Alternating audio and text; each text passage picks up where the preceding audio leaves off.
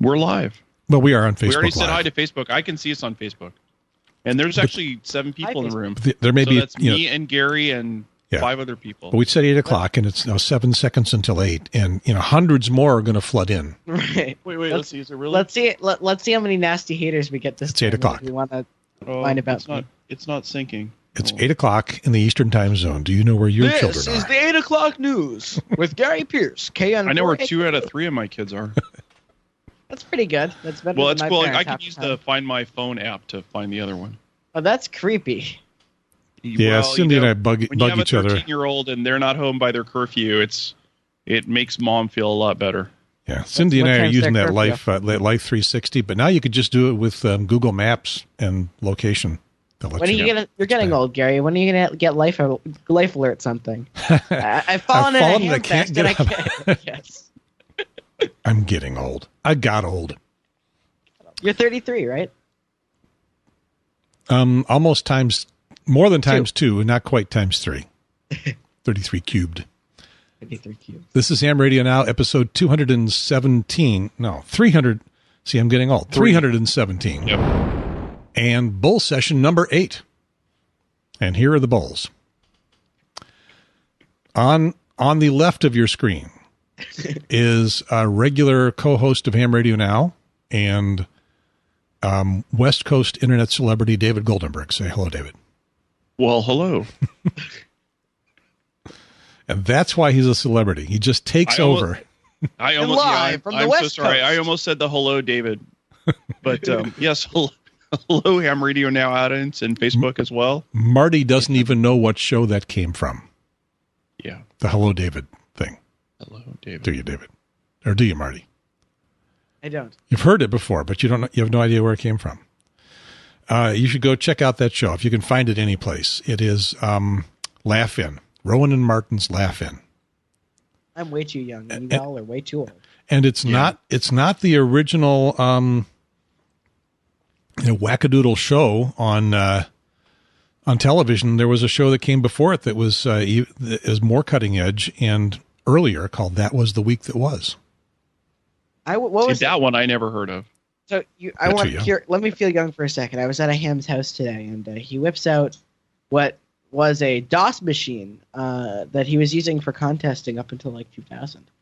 A Toshiba TS1000 or something. Full stack of floppies in tow, and I felt really young, thinking DOS was extinct before I was born. Your buddies at W3AO, the PVRC Columbia Amateur Radio Club field day. When I was there in 2004 for the last big field day, they were still running DOS machines. And the reason was that they just didn't want to go fix computers. There's a local contester who still does that. Yeah. And his story is, he said, I'm a money manager, and during the week I do what's most effective for my clients, what doesn't break down, and what has the most yield. During the weekend, I'm a contester, and I do what's most effective, what's the cheapest, and what has the most yield. Okay. And he's still on DOS. Well, I still have a DOS machine. Yeah, I've got one in a closet. I don't know if it'll boot up anymore. The last thing I had to use it for was programming a repeater controller that required DOS. And I've used one to program Motorola radios. Yeah, right, and that's why I have it too, is for programming Kenwood radios. Yeah, and I had to resurrect it. I found a drawer that had a manila envelope full of floppy disks that still had DOS. I think it's 6.2 or 6.22. So in the center of the screen, another internet celebrity is Marty Casey, CWF, the chicken with fries, currently frozen, looking off camera. And I don't need to get you to say hello because you've already done it. Hello, Marty. And he's never seen the show. Ham Radio Now is brought to you by you. It's the money pitch. HamRadioNow.tv is the place to go. You got, we got Arvin. Arvin on the West Coast is there. Oh, he's over here. Yep. And Arvin on the East Coast is right there. And together they implore you to stop by HamRadioNow.tv, a struggling ham radio television show. Oh, and I forgot the most important line of all. This is Ham Radio Now, the most important amateur radio television program on the internet. I kind of messed that up. And you know what? There's a special promotion. If you make your donation before May 1st, we will do nothing different, but we will appreciate it. It is April 30th, isn't it? The last day of the month. I feel better about any screw-ups that I may do, and really feel better about all of the professional recording that I've done, which once you hear it on the air, sounds fine. But if you were to watch the recording session, you'd see me and just about every other voice talent struggling through the copy, trying to get it right. Leo Laporte on the pre-twit, the in between the shows, was reading something that he was preparing for a book insert, and he couldn't do it right for the life of him. He was terrible at it. It made me feel better. It won't be broadcast anyplace unless somebody decides to make like a twit bit out of it and stick it in there. But if you keep watching Twit for the next 24 hours, they'll play that stuff, and then it's about 30 minutes before the main Twit show begins. They're still on. We're competing with Twit right now. We're competing with Twit. They only get 1 million downloads a week, so but we're competing with them for an audience. Twit who? Twit.tv. Yeah. This Week in Tech. You know what we're talking about. Yeah, I know who you're talking about. Oh. All right. And we gotta get the people from Twit on this show this week in Radio Tech. Kirk Harnack. He is a ham. Not an active ham. By his own admission, a never active ham. Never, ever, I don't think. But yeah, it might be fun. Yeah. Well, I want to get somebody on who can explain to us all what ATSC3 is going to be. That's the new television standard coming out. Standard, yeah. Kirk would probably have some way to explain that. Yeah, let me point out what the R in Twit is about. Radio? Radio. I think it's radio. They're Engineers. I heard that part. But yeah, I think he probably would. Chris Tobin could probably say something about it. Yeah. Where was our field crew in NAB? We didn't have the live from the West Coast. Yeah, David, where were you? We expected some live coverage. NAB went on last week, right? Oh yeah, no. Yeah. I got that real thing called a job. I have to go every day, or at least 5 days a week. But you're in the biz. They should have sent you to NAB. Yeah, they don't. That's not the kind of thing they send me to. Are you in the broadcast biz? Entertainment industry. But like anything else in technology, you're always like 3 times removed. Yeah. He goes to bars and he does magic. He's an entertainer. Yeah. David, he puts on his little bow tie and his suit, and here's 3 cards. I know which one is. It takes a lot of people to make this magic happen, and David is one of the. And you don't see them all on screen. You see very few of them on screen. Do you get your name and titles ever? Oh, no. Those incredibly long credits at the end of a movie? Yeah, the company I work for, we do like payroll and HR for the industry. We're not actually the industry. And my job is business continuity. So that means if the stuff hits the fan, I have to keep paying and giving people insurance. And luckily, knock on wood, it hasn't happened in a long time. There's going to be a writer's strike, though, right? There will be a writer's strike. That's what I understand. Yeah. So it's a good time right now because it's kind of in a lull. We're at the end of a lot of the production stuff. Although now with all the network or Netflix streaming stuff, there's never really a lull. But for the big network production stuff, it's all like this is almost the end. It's almost summertime, so everybody's going to take a little break and relax, and that's when the writers would want to strike. Because they're conscientious and they don't want to disrupt their industry. No, because they would be taking this time off anyways and not getting a paycheck. they need to learn. They need to learn from some of the other unions. You strike. Okay, I have to finish the next few words. You strike while the iron is hot. You strike. You strike when you're most needed. UPS strikes just before Christmas. Right. Not for a really short period of time. Not when everybody is going home and nobody cares. Yeah. Yeah. Well, so if there's a writer's strike on this program will sound like this. Actually, you won't even see my mouth move. It'll just be No. Do you get stuff written for you? Because I'm just making this up as I go along, Gary. No, this is all scripted. I have a teleprompter. This is scripted. Yeah. Oh, it's scripted on your end. Okay. Yeah. I have to catch up with the memo then. Yeah. I thought you've been getting the script. Well, no wonder you've been going off script so much. Yeah. Yeah. It all makes sense now. Yeah. And I'm getting real tired of watching you guys mostly frozen. So I think next time we do this, we're going to probably try it on Hangouts or Facebook or something. All right. And we'll bring Sterling around. Well, Sterling's on a hiatus, right? Sterling will be back any day now. By the way, I want to apologize for a recent show where I outed you guys for not doing a show, and the next day you pop up with a show. Well done. Making the shows is the easy part. Editing them is so boring. That's why I don't edit these shows. But I do have 4 shows in the can in various stages of not quite being finished editing. 3 that I did, three more from the Raleigh Ham Fest, and then yesterday I was down in Charlotte. I got a hot tip that there was a VHF conference down there that I'd forgotten about.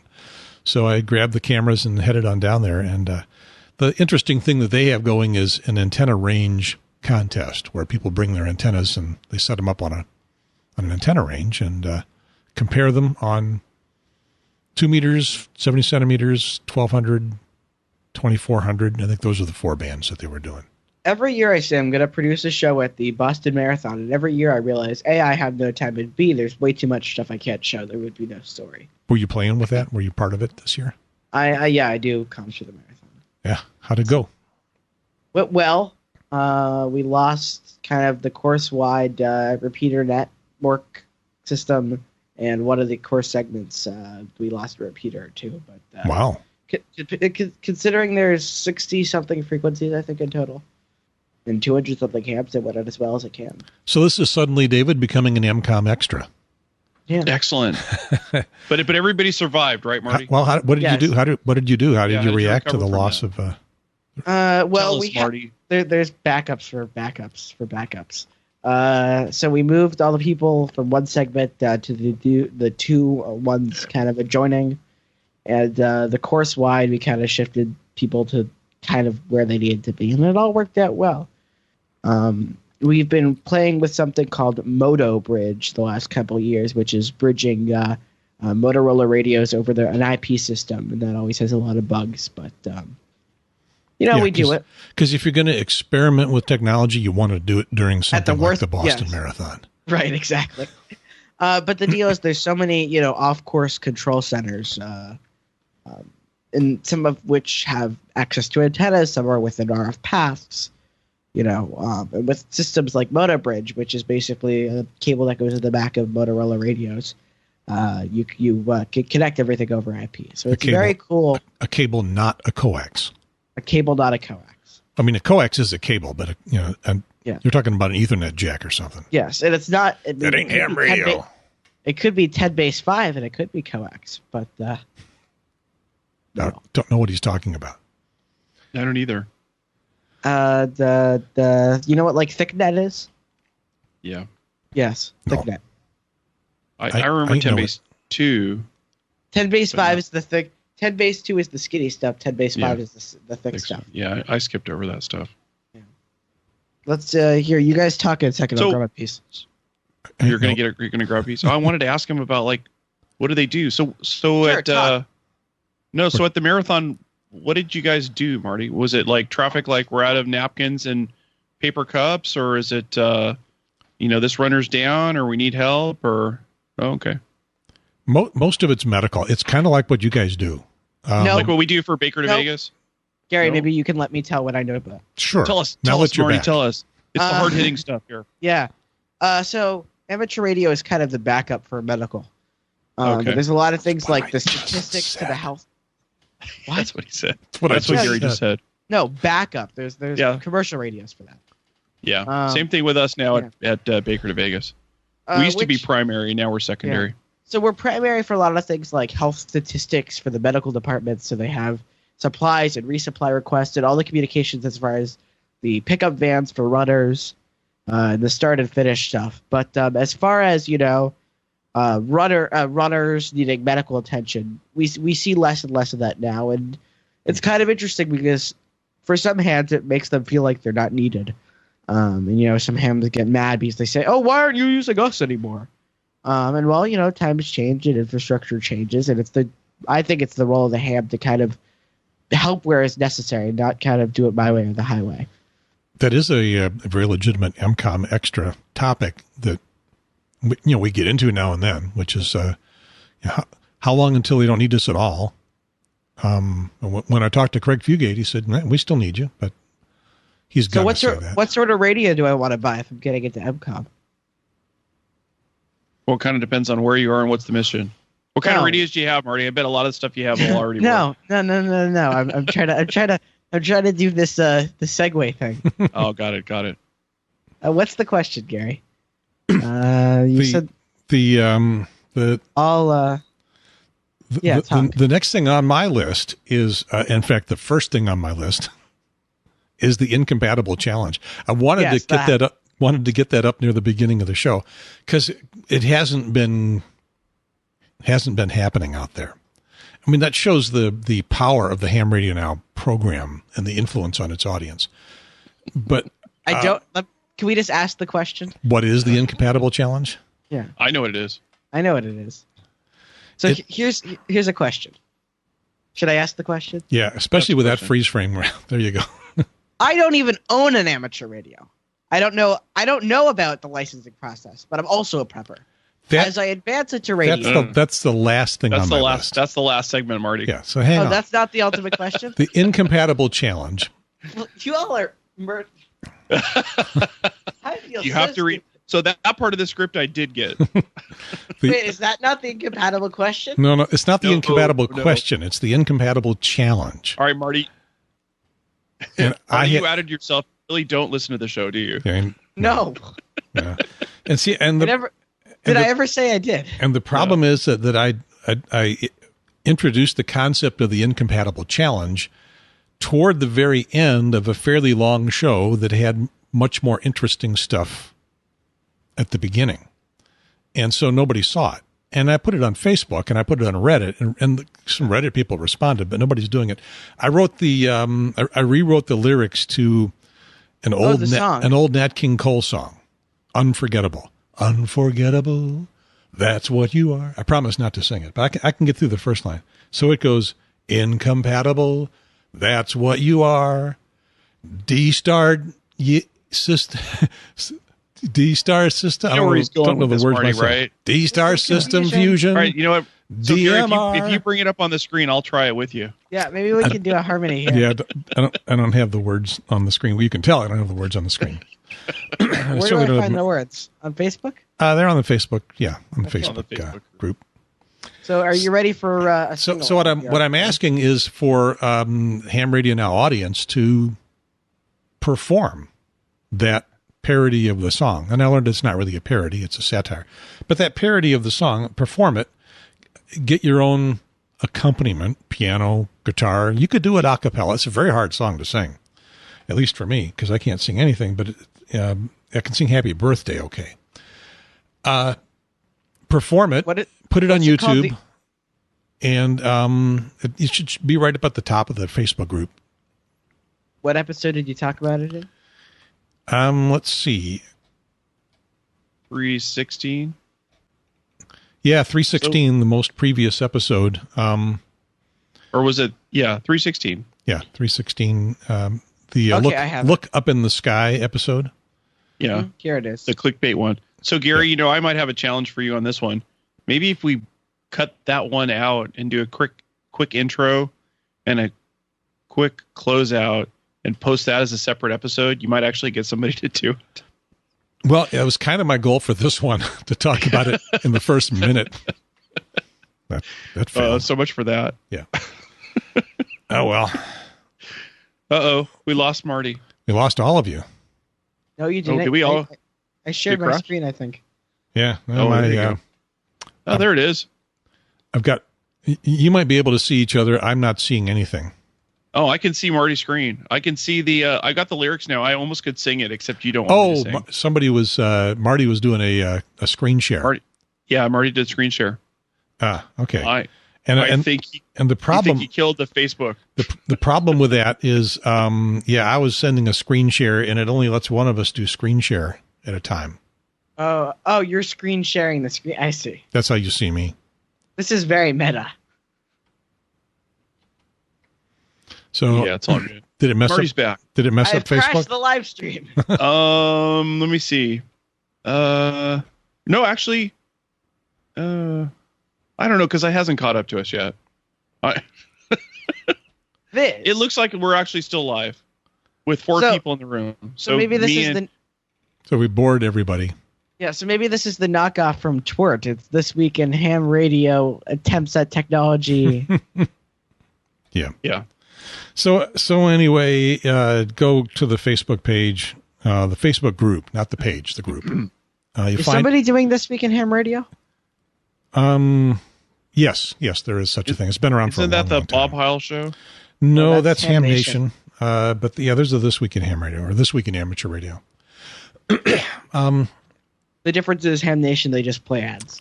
I know there's somebody that had been doing it. I'm not sure it's still actually active. Right. So, go to the Facebook group, the Ham Radio Now Facebook group. If you have a hard time finding it, just go to the HamRadioNow.tv and right down next to Arvin, the little icon that you click to make contributions, you'll see a Facebook icon that'll take you to the group.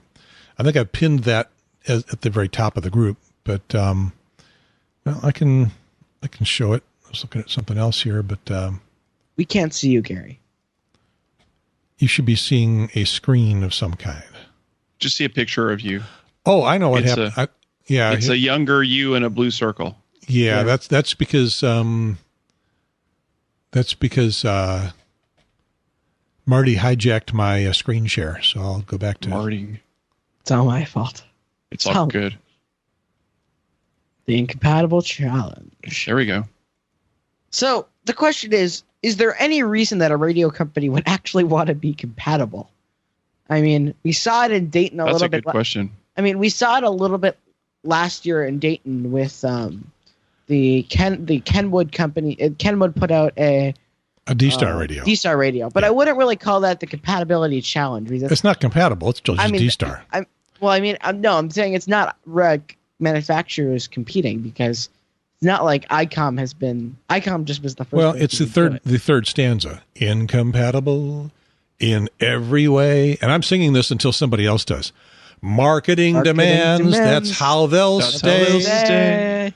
They could write a little software code, make a radio that's multi-mode. But it seems that's nothing they'd ever do. Never do. Incompatible, they drew the line. You're in your walled garden, I'm in mine. I guess we could just go analog. Leave the future in a misty fog.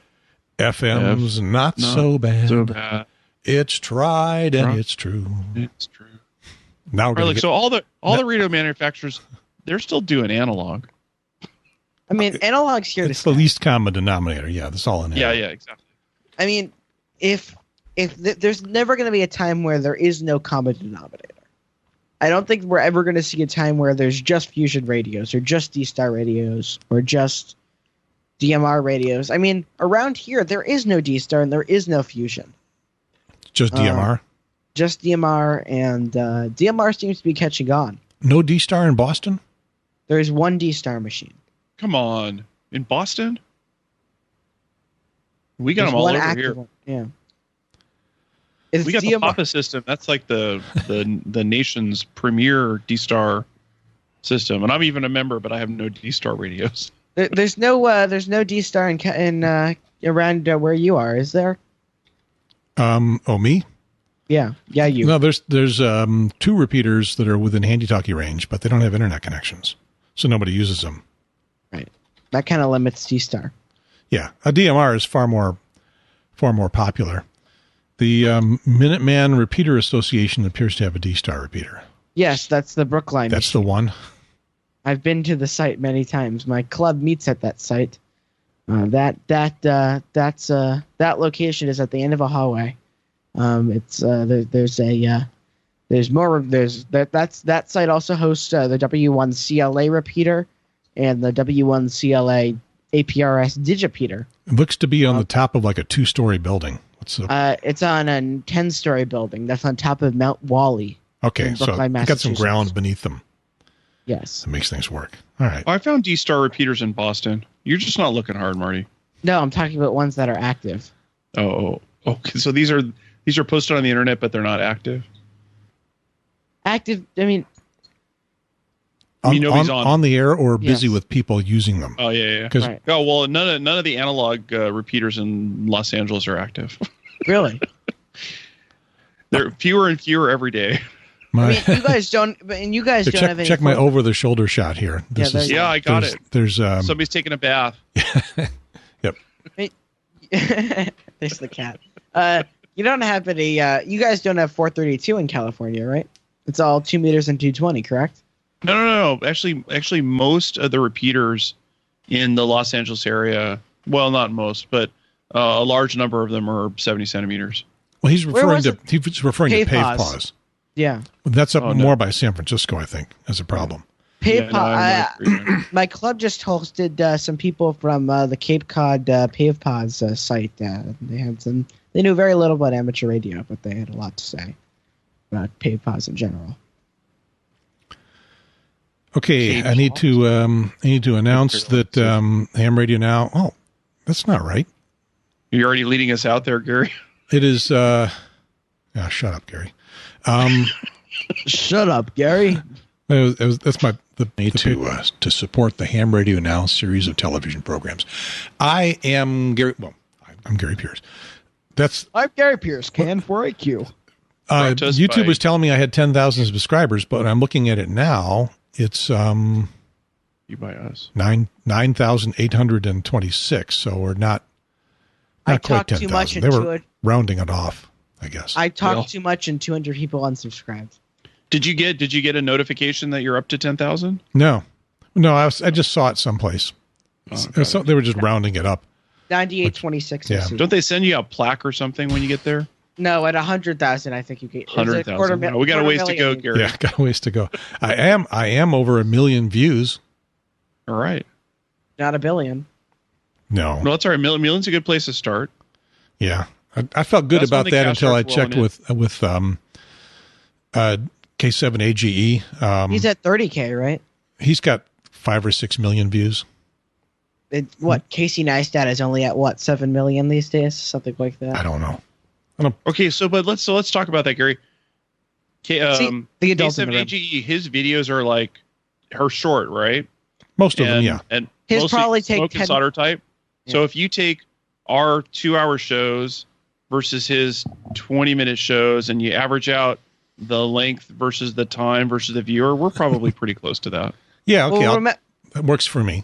Well, remember also the amount of hours it takes to produce This Is How You Make a Dipole versus Talking Heads. Yeah, right. Yeah, you're not helping, Marty. Actually, he takes a long time to make his shows, which is, he admits to me as well, he doesn't make that many shows. Because they're long. Yeah, and sort of behind the scenes, that is what killed George Thomas, W5JDX on Ham Nation. He had to make a video every show, and it was killing him to get them done. So he roped in Randy to try to get Randy to do some of them, and it started killing Randy. So you don't see a smoke and solder every Ham Nation episode. You may now. I don't watch it very often, but I mean, especially when you're doing things like soldering and whatnot. Especially, how many times do you have to solder the part? Are you going to buy 5 boards to do it? You have to get all the B-roll shot, and you have to edit together and do voiceover and. Well, there's lots of parts to put on the board, but I get it. Yeah. If it's a simple project, maybe. And I got my Heathkit clock. Is it built? You don't want to do that as a show, though, right, Gary? No, I don't want to do any smoke and solder shows at all. I know. The other people can do that. Yeah, and I don't want anybody on the internet to see my soldering skills. I'm just saying. Jeff and I built a dipole. It was very popular. It's a very popular episode. I still think there should be an international PL259 competition to put hams around the world how they make their PL259s and defend why they do it the best way. Oh yeah, the best way. Yeah, I don't know the best way. The best one I saw was Marty Wall. Is it Marty or somebody else? Somebody else down here. They have the soldering iron they have is a big one for doing stained glass windows, and the barrel of the thing is like this big, and the tip is huge, and they've kind of got it rounded out so it sits on the outside of the connector, and you put it on there, and like 10, 12 seconds later, it's got enough heat on it that it just sucks it right in, but it doesn't melt the core. Right. Opposed to the little teeny Radio Shack one, you have to leave it on there for half an hour. Well, it's not so much about heat. That's the reason soldering guns don't work well. It's all about thermal inertia. I was just going to say that. You stole my thunder. Wow. Didn't you see on the script? It says Gary thermal inertia. It doesn't say thermal Marty. Inertia. Thermal inertia. Yeah, Jeff taught me that. 75-watt iron is far better than a 150-watt gun. Because it'll transfer that 75 watts in a blink of an eye, whereas the gun takes a long time because it's a small point. You need a big honking piece of metal. So you're right. You need the big piece of metal on it. I've soldered coax connectors with pencil irons just fine. You just use a big chisel tip instead of a little iron, and it's about thermal inertia. Right. Big area, lots of heat. Get that big chisel tip you have and get a round file and file out a round space on it so that you can lay it on there, and you'll get even better inertia. So if you enjoy Smoke and Solder here on Ham Radio Now, stop by HamRadioNow.tv. Give us lots of money and we'll keep doing it. Look for the soldering iron icon. All right. So do you know the way to actually get coming this summer? You know the way to actually get lots of views on YouTube? Tell people to CQ on repeaters? Clickbait. Yes, there we go. Yeah. And that is it. 4,000 views in just a couple of weeks. 99 upvotes, 6 downvotes. And do not. Call CQ. Do not. Don't. Everybody point at their cameras. Don't. Do not. Don't call CQ. Call CQ on repeaters. On your repeater. Yeah. You got to do this like the over and out. Dave, I'm going to do this tomorrow. Don't. I'll say CQ. And Gary, you're going to say on repeaters. Okay. David, you lead it off. Wait, I'm frozen. Do not call CQ on repeaters. This is Ham Radio Now. So that needs to be the new intro on the YouTube page for a couple days. That show? Yeah, no, just that little clip. Oh, Instead okay. Of your Patreon pitch, just for a little while. Okay. Yeah. You guys are all frozen, but fortunately you were frozen with your fingers with their fingers this way. Yeah. Yeah. So initially a lot of people thought that title was what I meant when it was instead ironic. Fake news. Clickbait. Fake news. Clickbait. Yeah. I mean, it's if we look at the actual episode here, turn up the volume, make it play. Call CQ on repeaters. I repeat. That's not too redundant. Do not call CQ on repeaters. Delta, Oscar. And that, by the way, is clickbait. Oscar. For those of you who wonder what clickbait is, that's clickbait. And you I love the little line drawing. What happens next? And you won't believe. That's how you know it's clickbait. It's with the and you won't believe what happens next. You won't believe what's next. Yeah. So I don't know, David. A David-less show and 4,000 views. Well, there was comments in the chat room. I'm talking in the Facebook and whatever, and I'm not trying to take it personal. Yeah, comments down here. Where'd the comments go? There they are.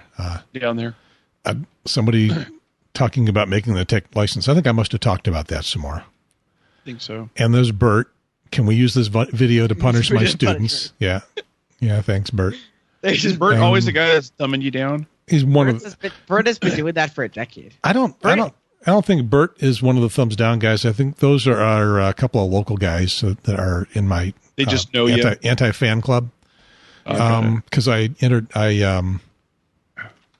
insulted one of them at his TV station in 1994, and he's never gotten over it. So Bert tries interviews me every time he sees me. Oh, cool. Does he... every time I say I'm a contester, and he immediately shuts off his camera. Yep. Talk about inclusivity. So it makes me wonder, and again, like I said, I'm not taking it personal because there were some comments in there saying no offense to the co-hosts, and I don't know who the other co-hosts are. It's probably you, Marty, and Sterling, some of the other regulars. But they like to see me once in a while. Yeah, do a solo show. I wonder if some of it had to do with the duration of the show. So now go down there in the comments and tell us why. Yeah.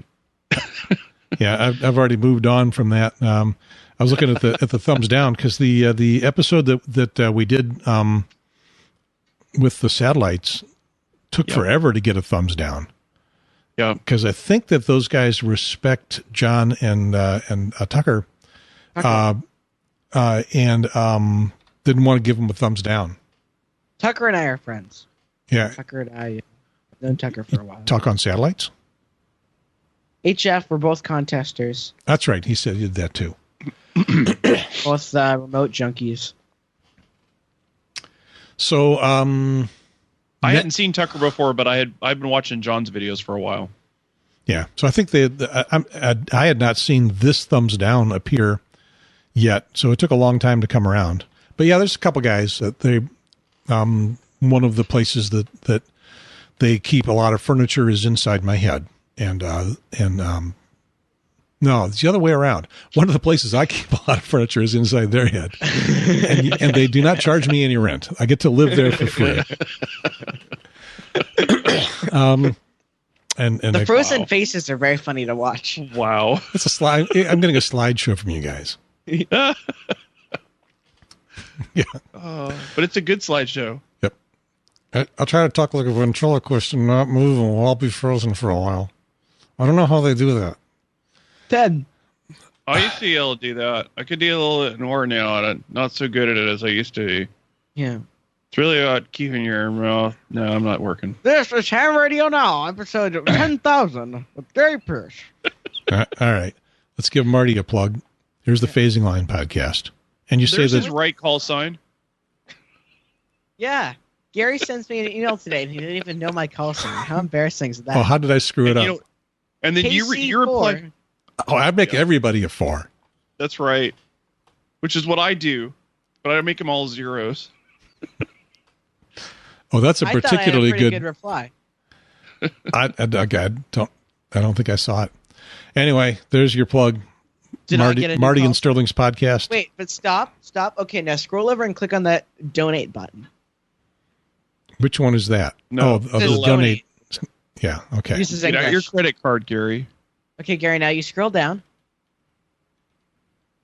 Okay, click Feed the Pig. Okay, scroll down. Don't click Patreon. I don't want. Oh, you can click Patreon too. Okay, click Become a Patron. Okay, so you guys have 5 folks, and you're collecting $28 a month. There you go. And put in my. Okay, now put in 10,000. Yeah. You got a 10,000 level? No, 75 is your highest level. Stacked Yaggies. You got to see our. You got Yaggies and Tri. PL 259. So you need an end connector level, I guess. Random wire is $5. Dipole is 15. Why was dipole 15 and random wire only 5? Well, because you need a balance, and you know, hams use their magic special wire that emits radio waves magically. Okay. And tri-bander level 25. They have to have their $1,000 balance. And stacked Yaggies 75. If I gave you $75 a month, if I had $75 a month to put into ham radio, I could literally put up my own stacked Yaggies. But yeah, go give this poor young fella money. I have 53 patrons, and it's about $300 a month. So, thank you guys, appreciate it. Moving on, 10 times as many. Get 10 times as much money. So in theory, yeah. But how many shows do you guys have, Marty? We've probably put out like 15 episodes. They don't number their episodes, so you're like, which makes it a whole lot easier. Half a percent. Yeah, you get there. Yeah. So, in theory, we're going to Dayton, Marty and me. Oh, We're going to share a booth. I want to Dayton. Airplane will take you there. Yeah.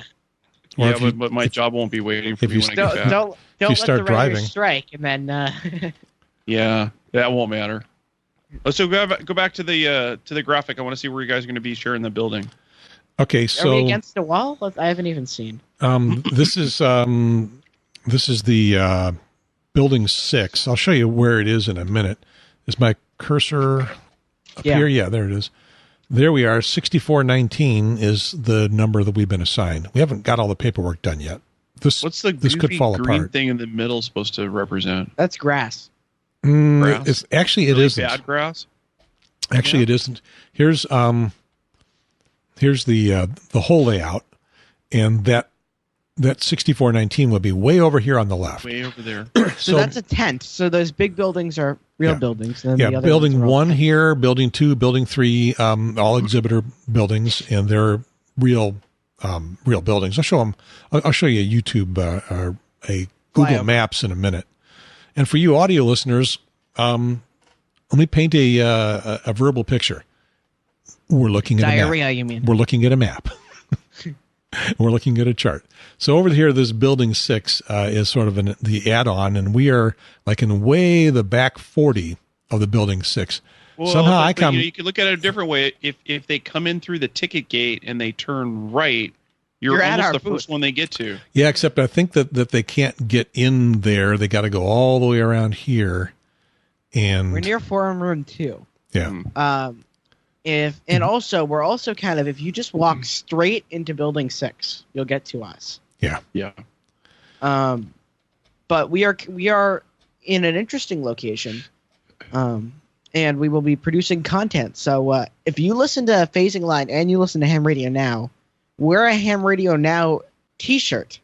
And if you wear a Ham Radio Now t-shirt and you're wearing a name badge that says, I like the Phasing Line podcast, You got those badges out?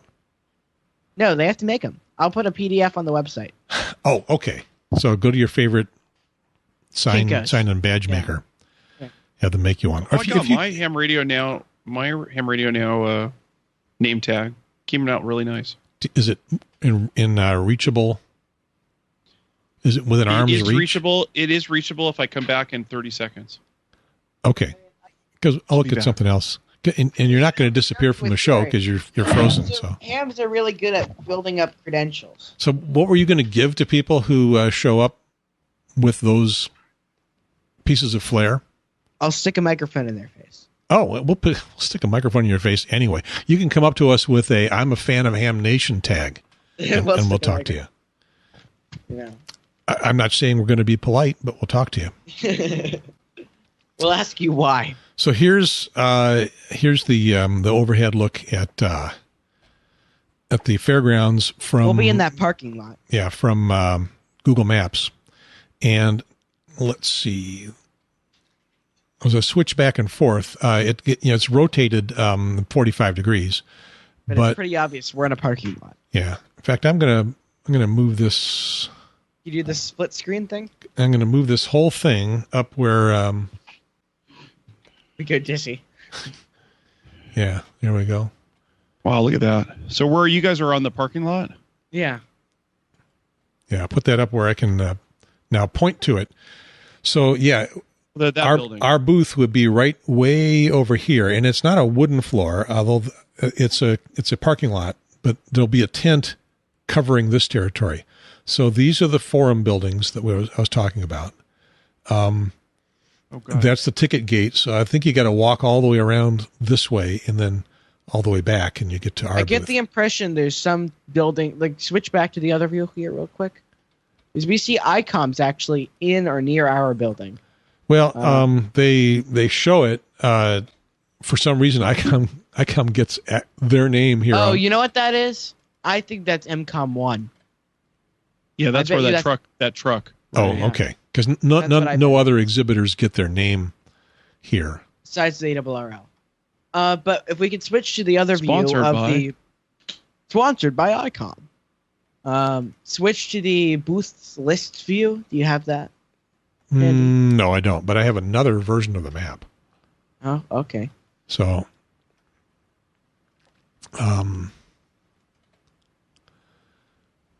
Gate. Well, that one's really busy. Yeah, it gets very hard to parse this map. But once again, this is the territory. There's the three main exhibitor buildings, the forum building, and so we're kind of in here someplace.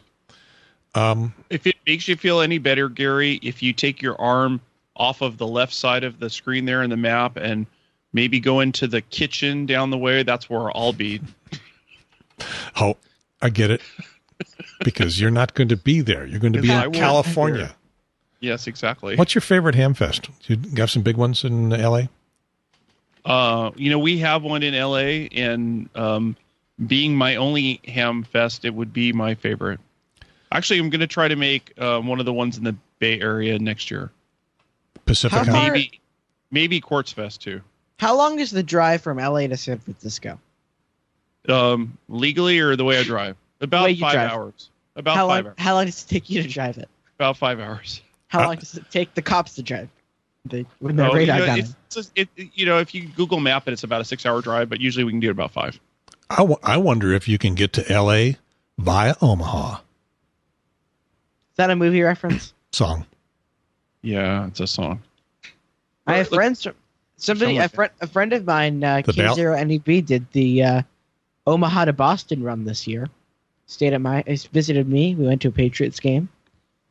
He's the kit building editor of CQ Magazine, Joe Eisenberg. He's the guy that wears the cat in the hat at Dayton, but not at Orlando. Not at Orlando. And I think he wore it at Friedrichshafen because everybody was known that way. It's not Friedrichshafen. It's Ham Radio. Get the name right. Well, that's like Hamvention is Dayton. Yeah. So that's one I'd like to go to. Friedrichshafen? Yeah. Let me play just a little bit of this. This is from Jason, Ham Radio 2.0. This is what we shot down in Orlando. Give you a little bit more of an idea of the way things are laid out at the new Greene County, world-famous Greene County Hamfest. Okay, this is a little better picture of our parking areas. We can park about 5,500 cars in here. We are also going to have parking across the street. There's another 450 spots in a church and in an area that was used by the township. We also have off-site parking, which is going to be available. The city is still working. City and county are working on that yet. But we'll probably have another 2,000 to 3,000 car spaces off-site. Only 7,000 in total. Actually, I'd ask you if something like that. Use the off-site parking. Traffic is. Okay, and let's see. There was one other thing that I had isolated from that. Okay, you all want to see the site, and you can go to the hamvention.org website. Actually, I can't find these graphics on their website anyplace. Of where we're you see the link I sent you, Gary? 4 acres. No, I can't see the Skype stuff. He's going to point out some stuff on that picture. They might have done this on Ham Nation and some of the other shows, KUB show. I haven't seen it. KUB has done a lot of the updates. Just to point out a few things, if you have not seen the map before, if you haven't stopped by the booth that we have inside the building, this will give you an idea of where we're going and what we're doing. 104 acres takes in this whole area, even off the map. Our main inside exhibits area will be these buildings, not this building. That's 3 very small buildings. Everything else is ours. Compared to Hera Arena, There are some horse barns here. Stay away from those. This area right here, this is going to be our flea market. We'll have parking around on the track. Horses will be out training, so you need to be off the track by 8 o'clock at night. Okay, 8 o'clock. I was going to say, otherwise you got to run. It's available for our use. This is a staging area right here that we'll be using to enter into the flea market area. Okay, so if you want to see all of that, then we'll link it down there. Yeah, well, it's on Jason Ham Radio. In those show notes. Yeah, Ham Radio 2.0 episode, I think it was 84. So go take a look at that. You can absorb all of that Dayton stuff. So like I said, it's probably been on W5KUB and probably been on Ham Nation, but I haven't followed them close enough. So what do you think about this whole thing, Gary? Is it going to work? Is it not going to work? I don't know. I don't know what to predict. We'll have you been before, Marty? I have been. You have? And so what I hear from the friends, because I know people that go, that it's crazy and busy and lots of people and hot and humid. Nah, it's fine. I mean, everybody said you can't take it in. It's going to take you the whole trip to see the place. I mean, it's not that big. Yeah. If you ever go to like a big broadcasting convention or anything like this, Dayton will look a lot smaller. Well, there was 20 to 25,000 people at any one given time. There's probably 15 to 20 people on Friday afternoon and most of the day on Saturday. I would say that if you want to do anything but just brush by everything they've got, you can't do it all in a weekend. I mean, I like seeing to me, Dayton is about the people and the vendors. I don't care about the flea market. Well, if you eliminate the flea market, you've cut out a full day's worth of exploration. Yes. The deal is I fly and I don't have a lot of cash. And that kind of eliminates the flea market. And I don't really need to walk around to see other people's junk if I don't have any interest in it. Well, I bypass most of the stuff in the flea market because I either don't know what it is or if I do, it doesn't interest me. But there are gems in the flea market, and many of the programs that Jeff and I have done over the years, wandering around the flea market, we'll find the gems and we'll talk to somebody about them. If you want to spend hours to do that, I mean, yeah, well, it's Jeff. When Jeff comes with me, like you said, you want to get out and see the rest of the Hamfest and not be sitting in the booth all day. And Jeff also wants that, but he makes a beeline for the flea market.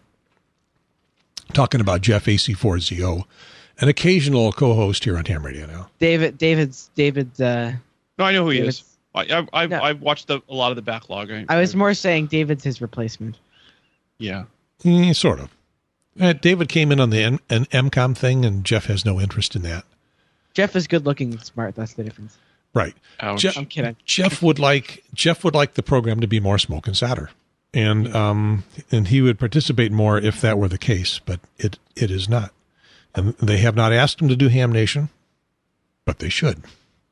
He doesn't have time. Yeah, well, yeah, that's probably true. So let me. Anyway, so come see us in our booth. But I was trying to figure out if there's a way Gary can see the list of booths, but I don't think we can pull that up for you. It's a long list. So yeah, I just wanted to show the note. I wanted to show our name, the name of our booth. I thought it was funny. Oh, it's Ham Radio Now. Ham Radio Now. By Marty. Marty Soloway. Well, you made the contacts to get us in there. You clearly mistyped something. Well, you sent email and stuff. Yeah. So we have to finish up our paperwork, send them some money. So we'll get that done. They have a very interesting online system, but we'll do it. We'll be there. Yeah. So are you going to do the whole interviews in the booth and what have you? Yeah, I'm going to set up and record the Tapper Forum, which is the first thing Friday morning. It's a long forum, and that's just basically because of my long relationship with Tapper. They do have some interesting things to show, but they're not the big audience builders for the program. What they are people who contribute a lot of money for the Kickstarters to bring me out to the conference, and I like to give them a few extra nuggets as well because they do a really nice job of making it possible for me to do this stuff. So thank you guys from Tapper. Did they decide where the next Tapper? Yeah, I think that the official announcement will be at their forum. So I'm not sure I want to steal their thunder, but it'll be in the Midwest, and third weekend in September. Oh, so I guess we're talking West Coast. They were trying for the West Coast. Couldn't put a deal together. So got it. Yeah, they'll get back out there at some point. Cool. Maybe the next year because they kind of owe the West Coast. But it's a matter of have they ever been in my direction? They've been in Hartford a few times. It's been a long time though.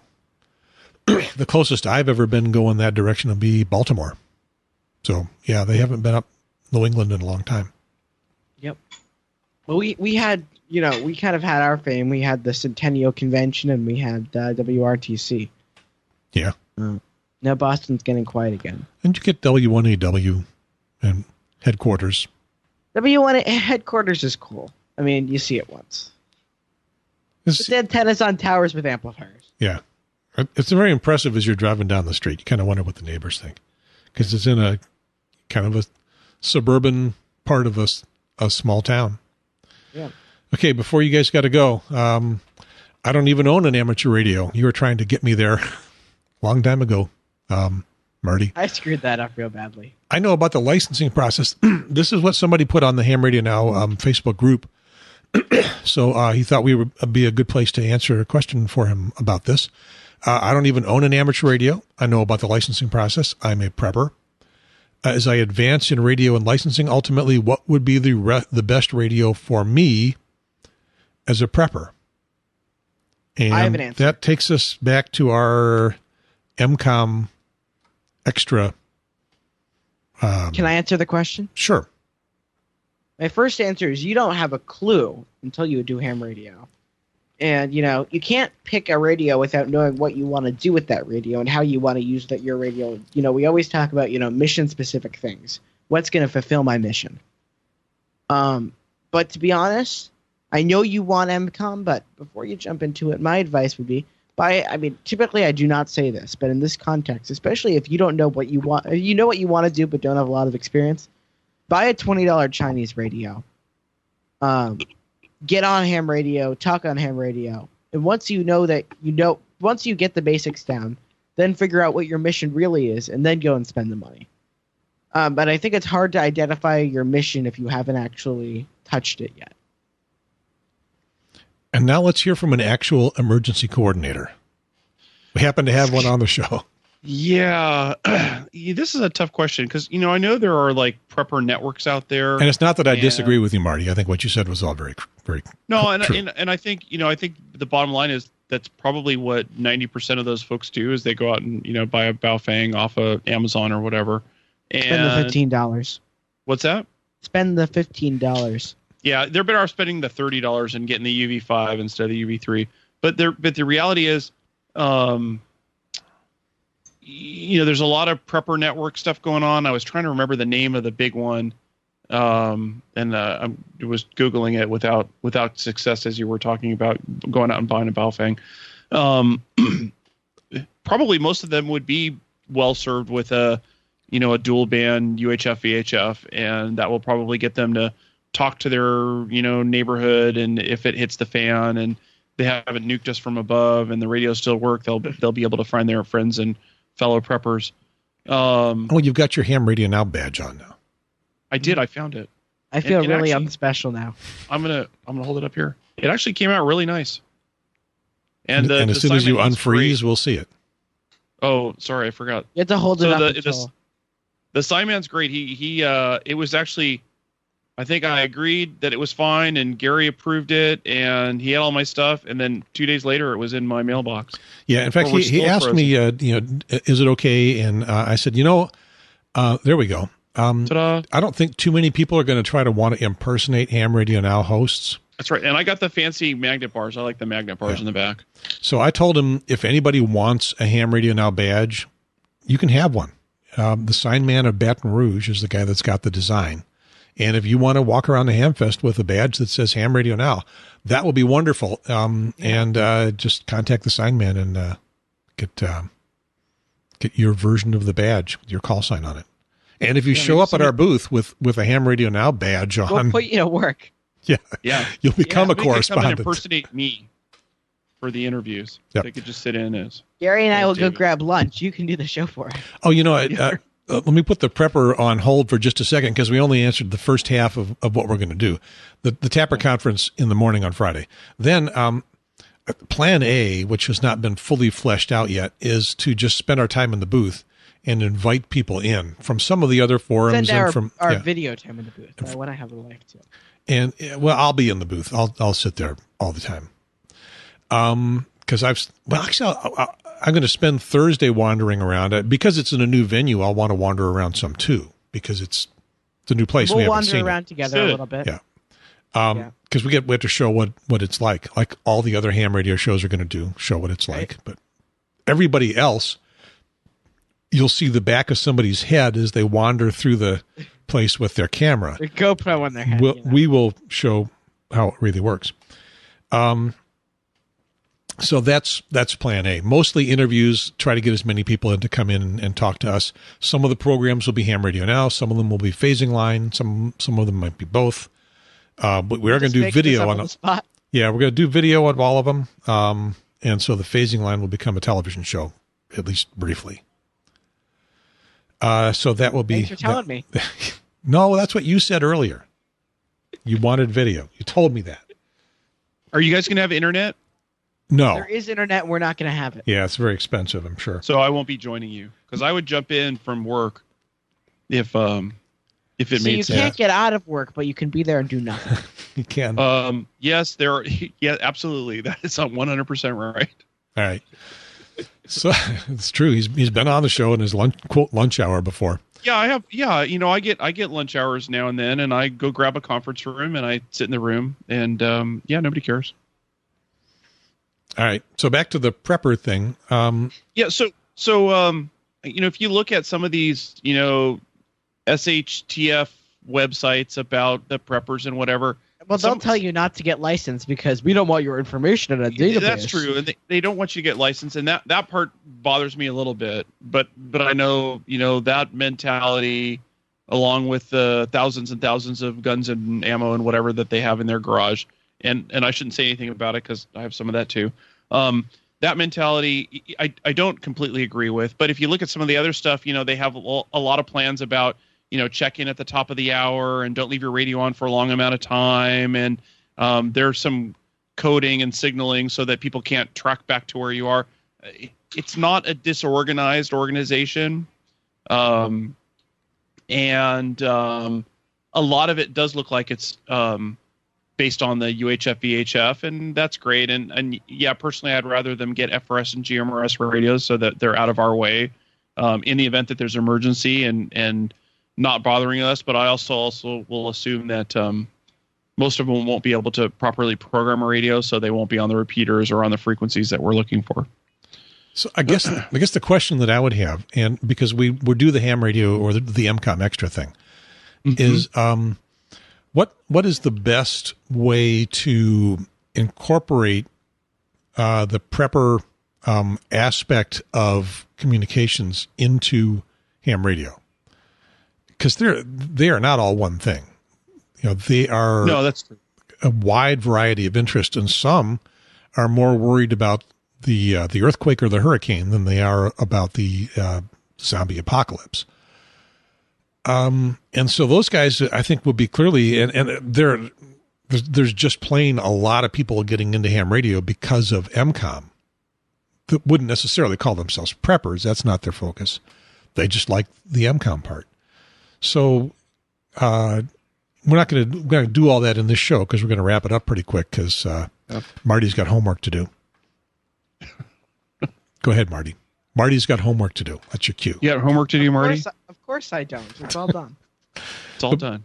Before we began the show, Marty was hollering at his mom. It was a lot like Wallowitz and his mom.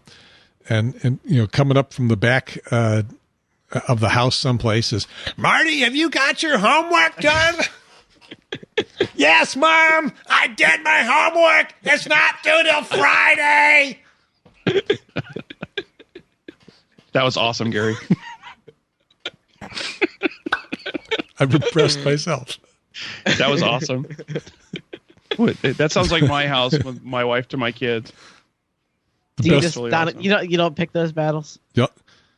No, I have them work quietly. Usually I try to guilt them quietly instead of yelling across the house so that all of their siblings don't know that they haven't done their homework. Yeah. You folks that tuned out early, you missed the best part of the show just there. Yeah. So we're not going to answer all the prepper stuff in this show or in many other shows, but we will address it, and it will be one of the I'd like things to do I'd like to figure out and find and do a prepper show, even if. And I know we talked about this. We could do one of those backlit, 60 minutes type interviews. Yeah. Well, there's plenty of guys that do their own YouTube show, and many of them talk about ham radio. Some of them are hams, and some of them do a pretty decent job of what I think is what someone needs to know. Yeah. My bottom line is that this communication stuff is not easy, and hams take years to learn as much as they do. Some decades, some never learn, but to understand the systems that we've got, the way you use the radios, the coverage you can get, the propagation, VHF, UHF, HF, all of that takes time. And so I responded to this fella pretty much like Marty did, which was, first of all, figure out what you want to do, assess your needs. Do you want to talk across your neighborhood or your compound? If you're out in the woods someplace, a mile or three, then the FRSG MRS radios will do fine. You want to get the next step, 15 miles or so, 15, 20 miles, then you're going to need some serious radios, and ham radio is the place to be. But you're not going to learn how to do that easily. Are we going to assume that repeaters are gone? Are we, in that serious? I don't count on them. Yeah, I won't be planning on having repeaters. Yeah. So then you need to know what kind of coverage you can get without them. Do you want to take the next step and be able to cover 100 to 500 miles? Then HF is your only option, and that stuff gets even harder. So you got to actually know things. Yeah, I haven't seen a show that gives answers quite as cogently as that I would like to see. So I think we can probably find a couple of those folks. They'd be glad to come and talk to us. Yep. They're doing the educating of the prepper folks. It's not going to be us unless we, tap into that audience and they say, these guys seem to understand what they're talking about better than this other guy. Maybe we'll watch them for a bit. That'll only happen for a few shows. But maybe hams need to know what the prepper side of things is, because hams can be incredibly snobby. And, very much. And so. if they think that they catch a whiff that you're coming into our hobby because you want to be a prepper, then you might discover there's a lot of hams that don't give you very warm welcome. On the other hand, that's where I was 6 years ago when I came in because I wanted to do Emcomm. I was going to say, I know $30 is about to spend a lot to spend on a handheld, but remember all those areas guys who spend their money on their 30 lit up cars with their 25 lights and vests and boots and state police jackets. There's a few. There's a few.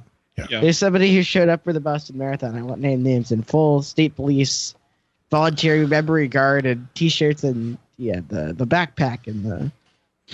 Yeah, there's guys that do that sort of thing that have nothing to do with ham radio. There's in some states they call them the militias.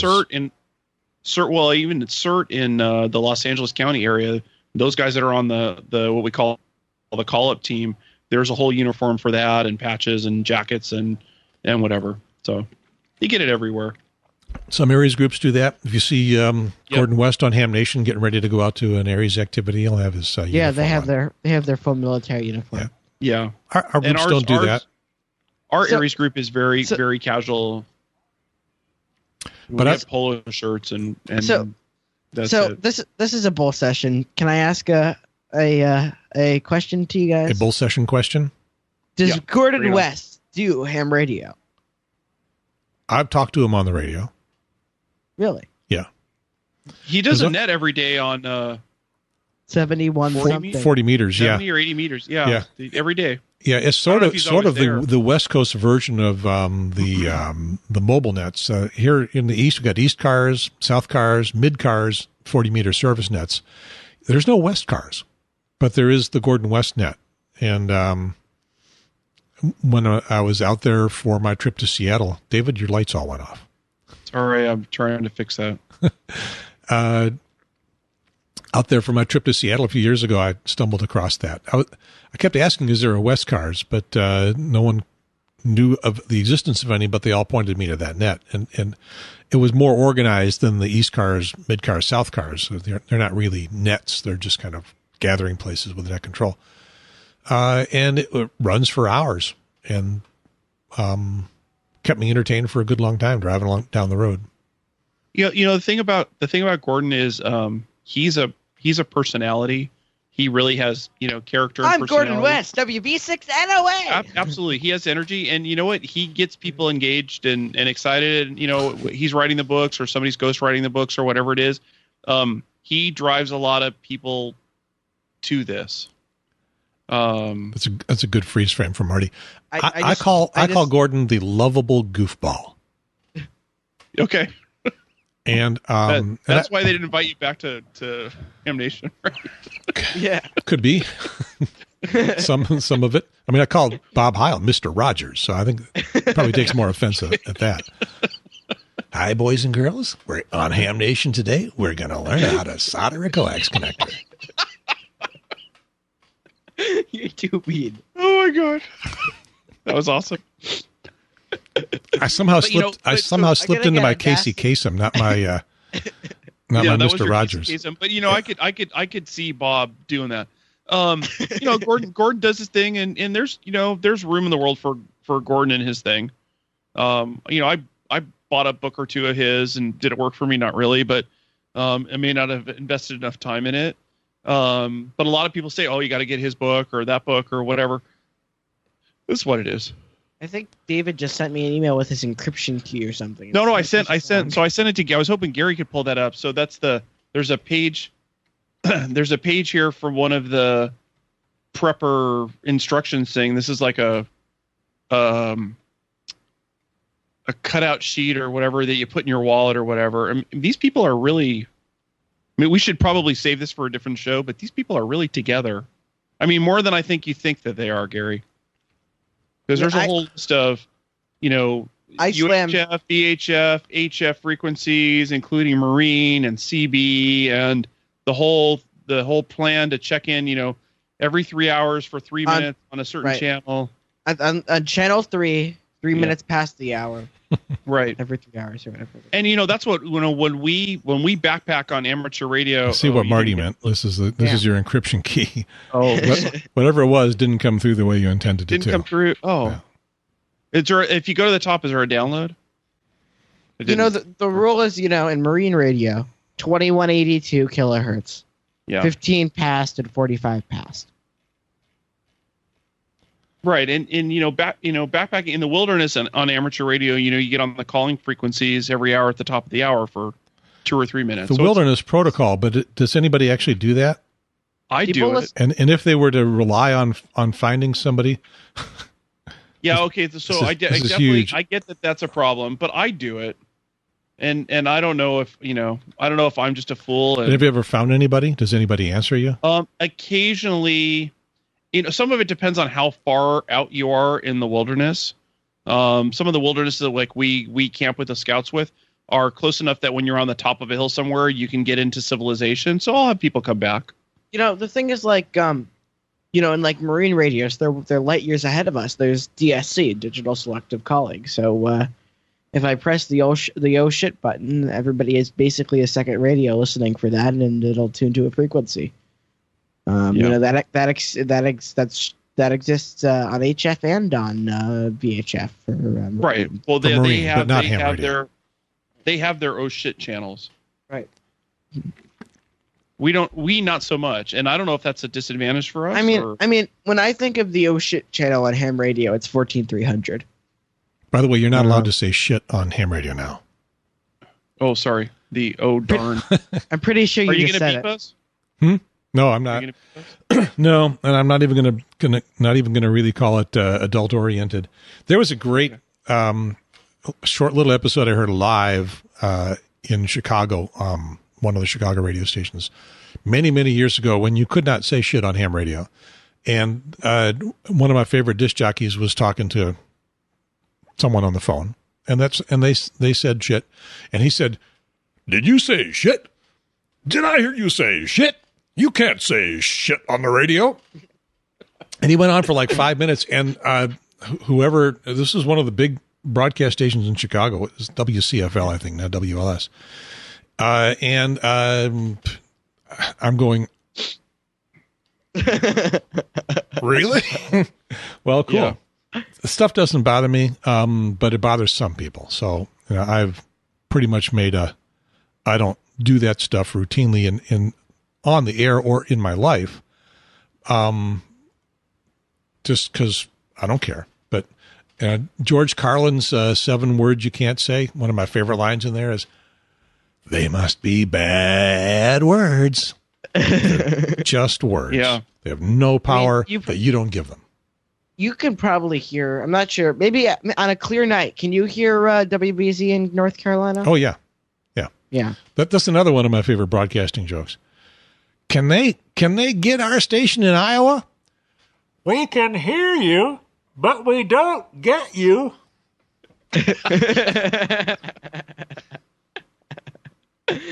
But, Yeah, I'll steer away from Carlin's 7 words because I know him. You knew George? I try not to use them on the radio. I have to. And a couple of them are totally fine today. I drive by the WBZ transmitter site and their studios occasionally, actually. They are 1030? 1030 on the AM dial. I got it right. I'm impressed myself. 50 kilowatt AM clear channel. Real deal. Yep. Back when AM was a thing. Yep. They do a news format during the day and a talk format at night, and it's pretty good. And they probably still get a few listeners. Oh, yeah. Not number 1 anymore by a long shot, I don't expect. Is there a country station in Boston? There's, KISS 108, which is kind of as close as you get to country. Yeah, because there was, for a long time, the thing about Boston was there's no country stations. And so someone wanted to put a new station on in Boston. They said, well, clearly there's a hole in the market for a country station. And they put one on and discovered why there weren't any. Yeah, it doesn't work. No listeners. Nobody listens, right? But, the big ones in Boston, I mean, it's not like, I wouldn't compare WBC to something like KOMA, but it's certainly a big AM. To be honest, when I listen to music and the radio, I listen to like WCBS in New York. For music? They're all news. Music.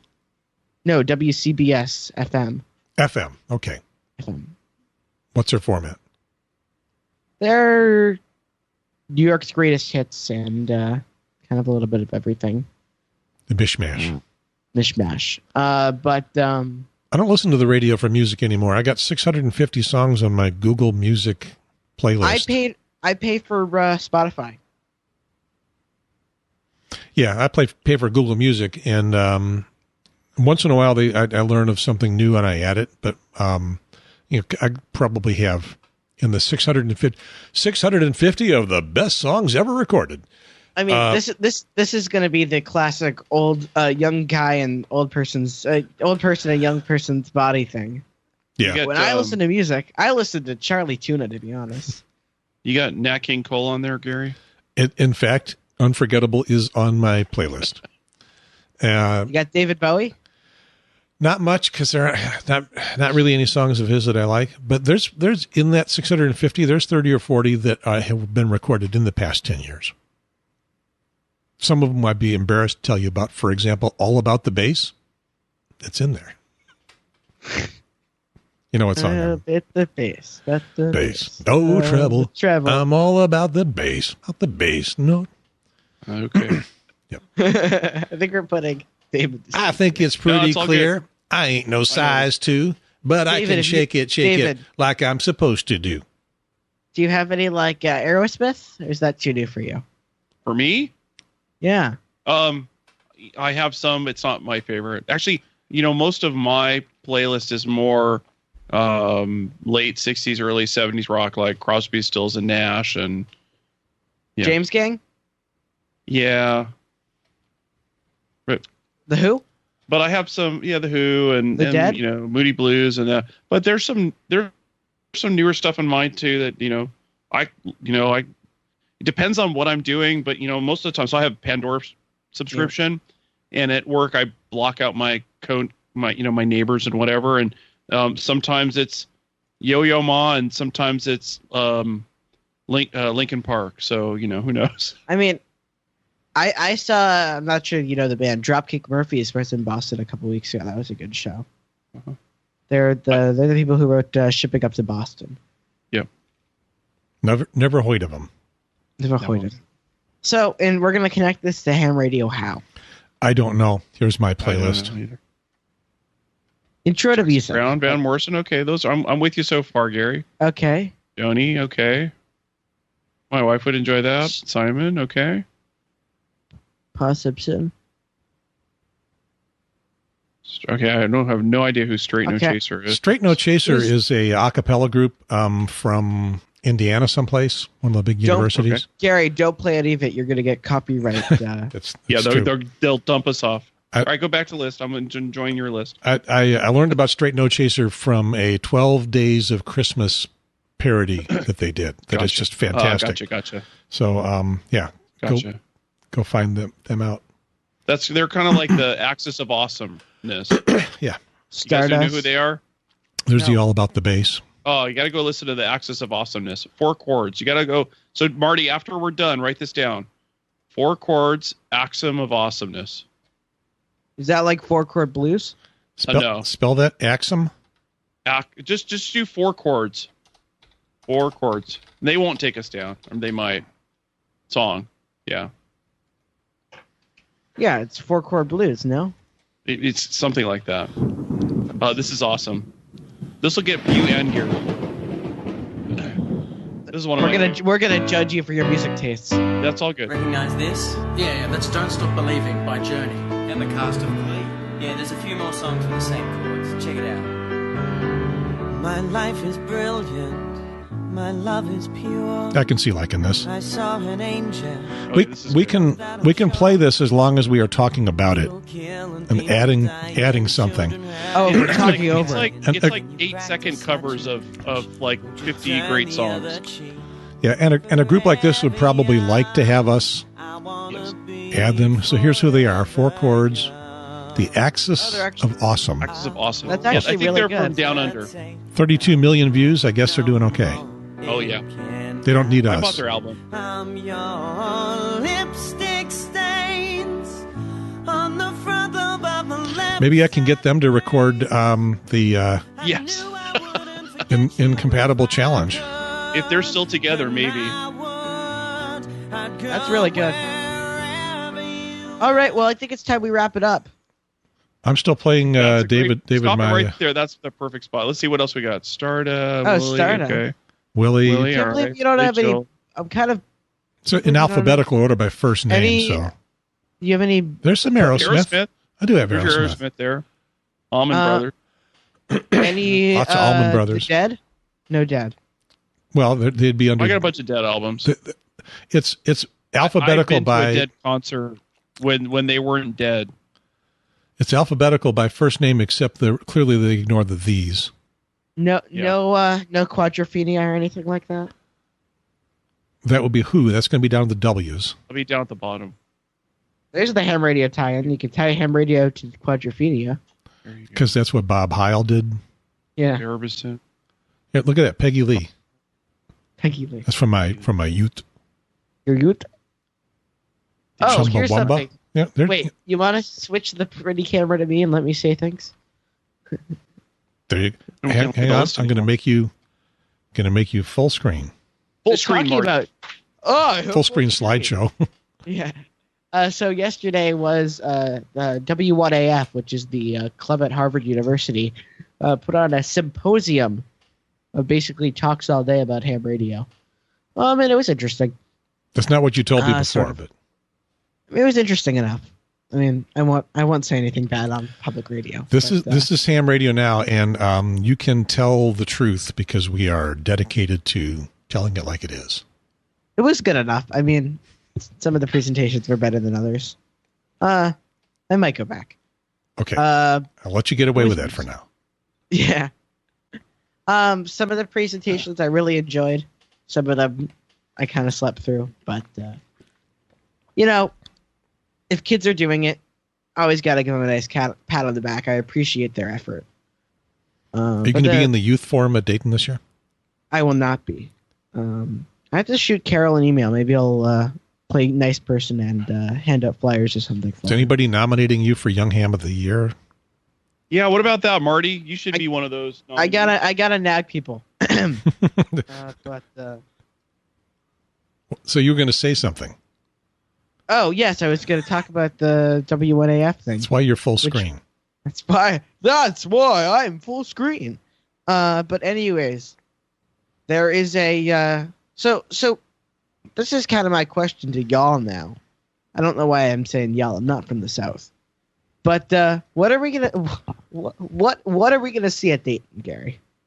I'll pose this to you too, David. What is going to be the cutting edge? Oh, in terms of new radios and stuff? New radios, new. Well, so there's the new ICOM. Have you guys seen the new ICOM?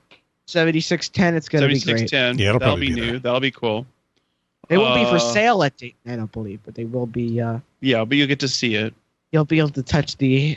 I think it's the first knob radio that's also a SDR. That's not a flex or a non or something where you actually need a computer to drive it. Well, your 7300 is an SDR. But you don't need it. But I you said don't need dual receivers. Dual receivers.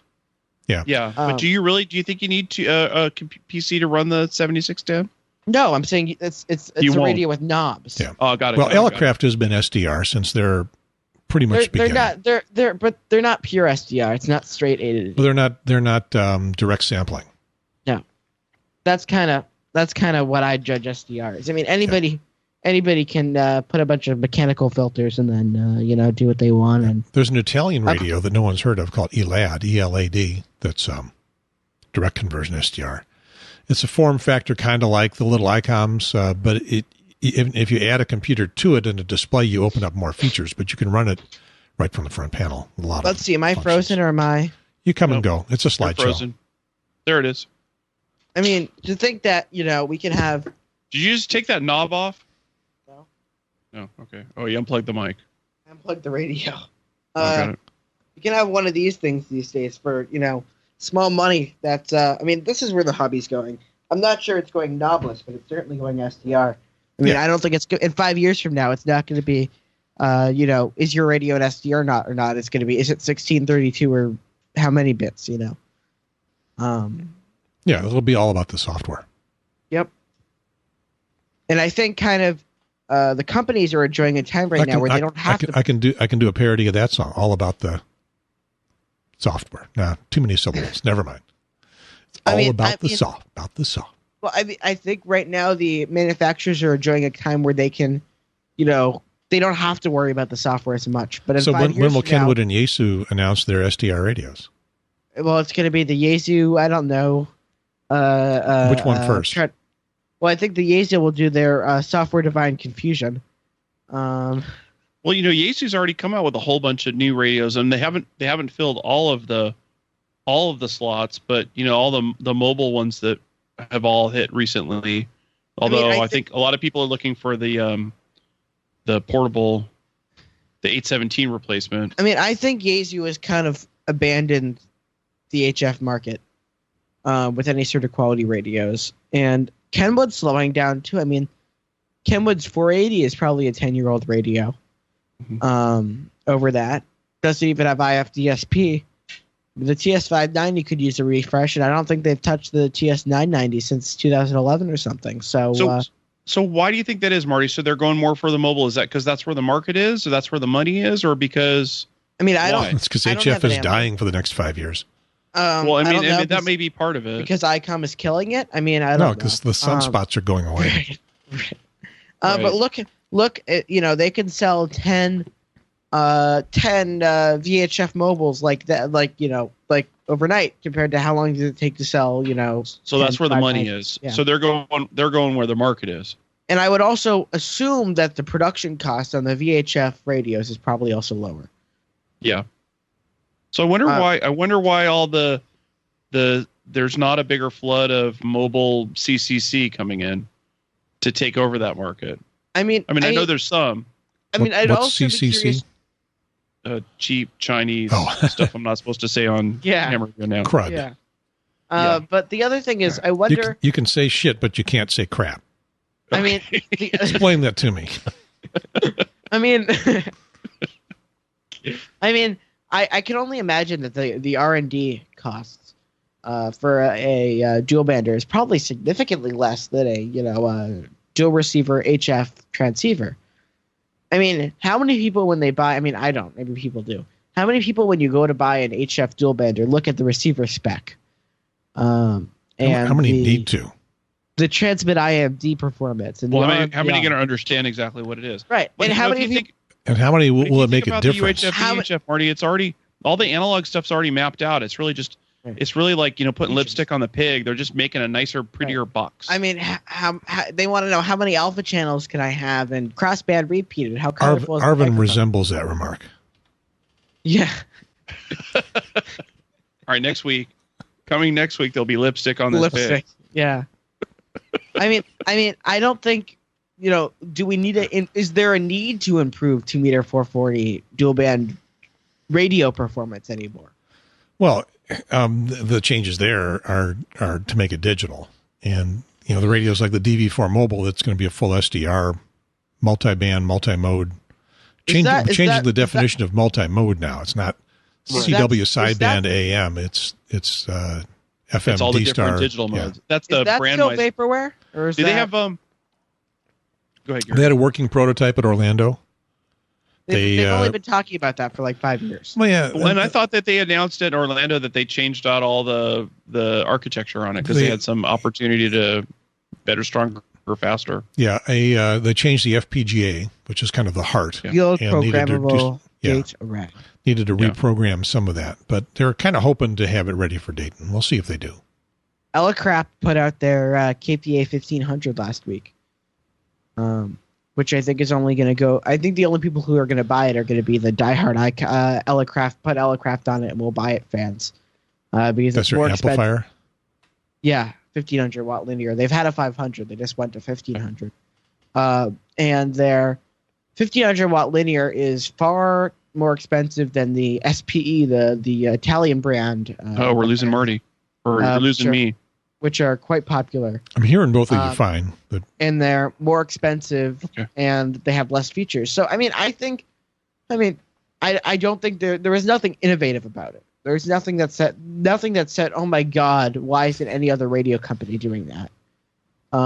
And if there is a reason, then people would buy it, but I'm not convinced it's anything special. Yeah, I don't know. Have never been in the market for a big amp. Although for some reason I put in a 240 volt power connection here in the ham shack. Oh, that's just so you can shock yourself when you're like, well, how much more editing do I have to do? It was just in case, but it never happened. Yeah. For that really big camera. Yeah, I wonder when Elecraft is going to do their own direct sampling.